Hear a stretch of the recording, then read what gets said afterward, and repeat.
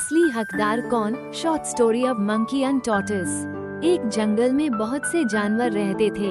उन जानवरों में से एक बंदर भी था और वह बहुत आलसी और स्वार्थी था। उस बंदर ने आसपास के गांव वालों को बहुत तंग कर रखा था।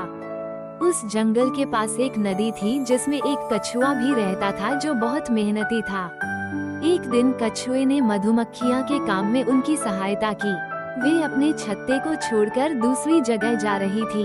उन्होंने कछुए को उनकी सहायता करने के बदले में एक थैली में शहद भर कर दिया। कछुआ जब उस शहद की थैली को लेकर अपने घर जा रहा था तो उसे सड़क के किनारे एक सूखा पेड़ दिखाई दिया।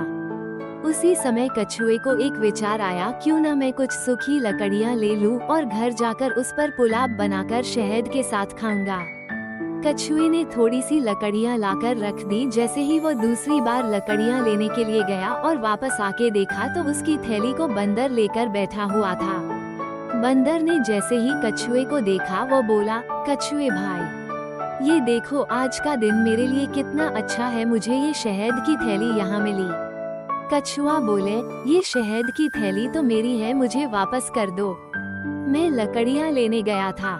परंतु बंदर ने बोला कि ये थैली मुझे मिली है तो यह मेरी हुई, मैं तुम्हें नहीं दूंगा। और यह कहकर बंदर वहाँ से भाग गया।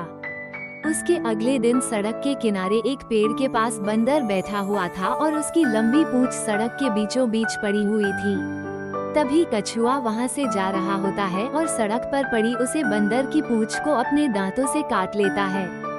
जैसे ही कछुआ बंदर की पूंछ को काटता है, बंदर बहुत जोरों से चीखता है और कहता है, अरे कछुए, यह मेरी पूंछ है, इसे छोड़ दो। कछुआ बंदर की पूंछ को अपने पैरों से दबा लेता है, कहता है, सड़क पर पड़ी हुई चीज जिसको मिले उसकी होती है और यह पूंछ सड़क पर पड़ी हुई थी तो मेरी हुई। ये सुनकर बंदर को समझ में आ गया कि दूसरों की चीज पर अपना हक नहीं जमाना चाहिए और बंदर ने कछुए की शहद की थैली वापस लाकर दे दी।